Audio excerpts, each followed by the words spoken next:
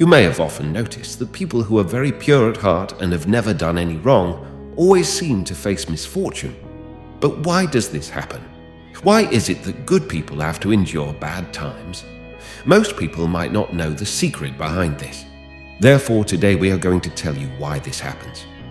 Once, the emperor of Magadha of that time, Ajatashatru, came to Gautama Buddha and said, "Buddha, before meeting you, I was famous as a merciless and ferocious emperor.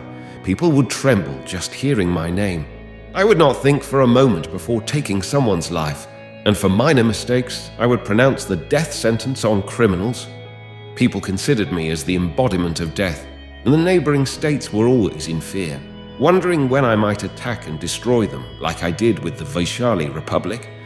No state could even think of conspiring against me or attacking Magadha. But ever since I came to your refuge and adopted your thoughts of non-violence in my life, since then the fear among people towards me has completely vanished. The number of criminals in my kingdom has increased. Every day new crimes are committed. My generals and ministers conspire against me and my family.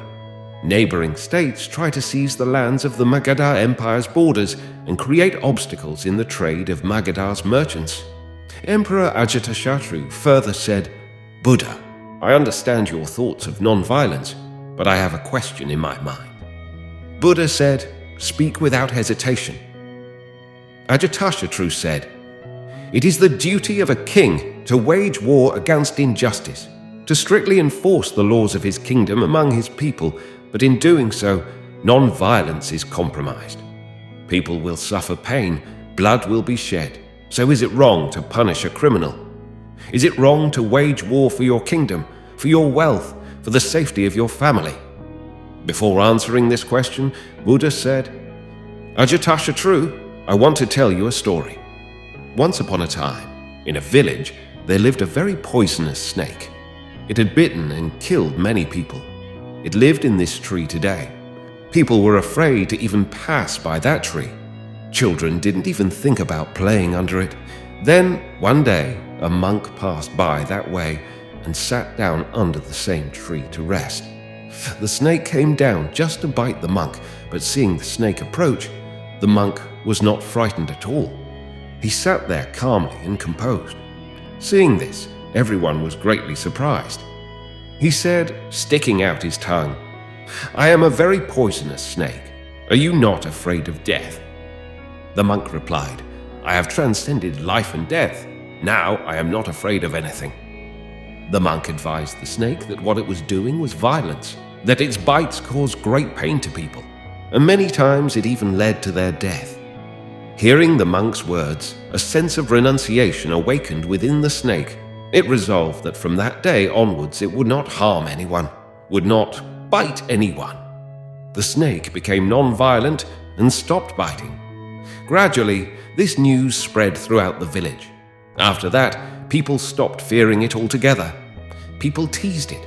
Children, for no reason, would step on its tail, throw stones at it, but the snake did not harm anyone. He stopped eating insects and worms. At night, he would eat some straw and go to sleep, facing attacks. He became extremely weak due to hunger and pain. His body was so injured that the villagers thought of him as nothing more than a rope. Then one day, the same monk passed by that way again. Seeing the snake's miserable state, he felt very sad. While applying ointment on the snake's head, he asked, "How did you come to be in such a pitiful condition?" The snake replied, "After listening to your words, a sense of detachment awakened within me, and I stopped biting." Hearing this, the monk laughed and said, "I had forbidden you to cut, but you became vicious in your own way. Why did you stop trying to please others?" Buddha further said, "If we observe carefully, the excess of anything, even non-violence, becomes violent. Ajatashatru, you should indeed instill fear in criminals, and they must receive punishment for their crimes. However, remember that the one delivering justice should not punish someone out of personal animosity, but only for the criminal's actions and misconduct. If anger, greed, and envy interfere, then there will be no justice. Overcome evil with good. If evil starts to overpower good, then humanity will be destroyed. If it is necessary to wage war to eliminate evil, then do so, but never be the reason for that war yourself. Only do it for the right reasons. Ajatashatru then folded his hands in front of Buddha and said, "Buddha, your words have calmed all the turmoil and questions inside me. I am fortunate that you came into my life." After this, Ajatashatru took leave from Buddha and returned to his palace. Why do bad things happen to good people? The answer lies in the story of a surfer and a monk who think they are good people because they listen to everyone, try to keep people happy, always compromise themselves, help everyone, and never speak ill of others. They don't get angry at anyone, but in reality, such people are not good, but weak and cowardly because they are afraid to stand with the truth.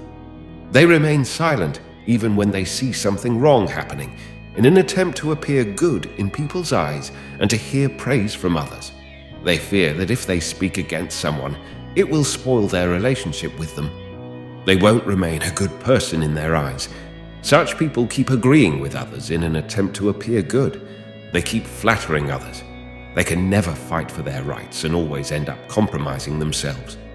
And then they go around telling people that they are content, that they have patience, which is why they step back. But in reality, nothing like that happens. They just sing this song to cover up their own flaws and to gain sympathy from others. Such people think that others like them for these habits. They think others consider them good people and respect them. But in reality, it's not like that at all. Even if people don't say anything to their faces, everyone understands that such a person is cowardly and weak. They are not firm in their beliefs, and whenever the time comes to do something courageous and significant in family or society, such people are always kept in the background. Nobody asks for their opinion, they just go about pretending to be good. So then, who is a good person? A good person is one who is humble but does not bow down to wrongdoing. They compromise, but also stand up for their rights, having the courage to call truth truth and lie a lie.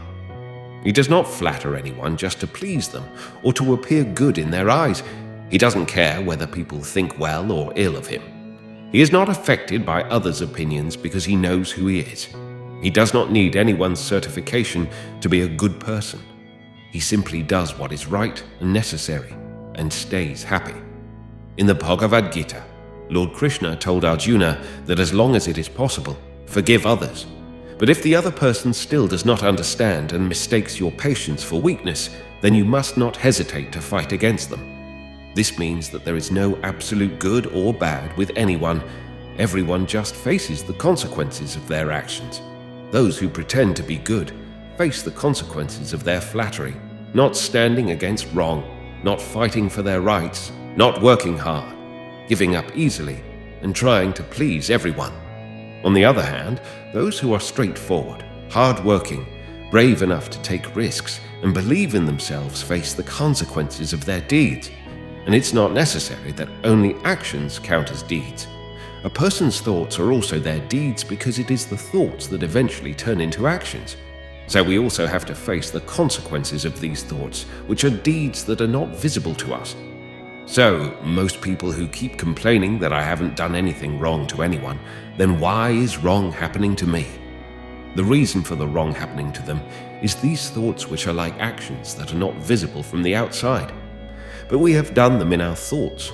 That's why it is important for a person to be good, not just outwardly, but also from within their thoughts. And the one who is like this never searches their fate wondering why only bad is happening to me.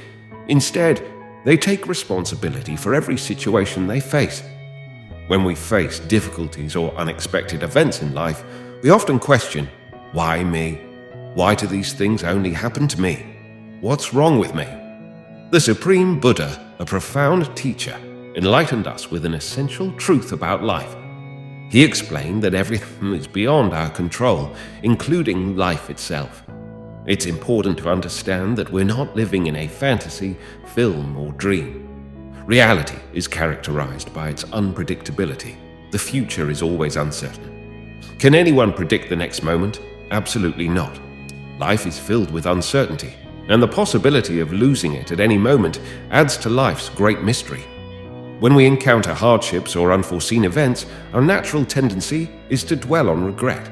We are often more sensitive to the negative aspects of our lives, which can bring numerous challenges.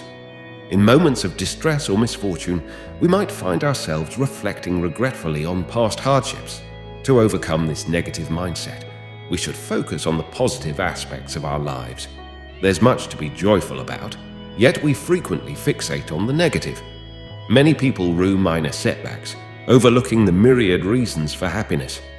To break free from this negative cycle, concentrate on the positives in your life and in the lives of others. This is the key to transforming our mindset from negative to positive. Bear in mind that life doesn't always play fair. We may consider ourselves decent individuals and anticipate positive outcomes, yet karma and life remain indifferent to our existence. Regardless of our virtues, achievements, or social standing, karma follows its own course. Life is a blend of challenging and joyous moments akin to a novel filled with sorrowful, joyful, and thrilling segments. If we cease reading during a melancholy section, we lose out on the story's true value. In the same way, if we dwell on life's sorrowful moments, we hinder our own success. It's often said that focusing on anguish leads to suffering, but concentrating on the lessons leads to growth. When life imparts tough teachings, don't let your troubles become your final stop. Your growth is fostered by your experiences. The Supreme Buddha taught that anything under someone else's control is a source of suffering. Expecting everything to unfold as per our desires is unrealistic. Certain aspects of life are beyond our control. The Supreme Buddha also stated, Sadharanam vihanyanta. Expecting fairness from an inherently unfair life will only leave you weary and depleted. Hence, don't always look for fairness. Even though bad things might occur to good people, good things also transpire. In times of adversity, redirect your focus from the negative to the positive. Acknowledge the brighter aspects of your life, as everyone has them.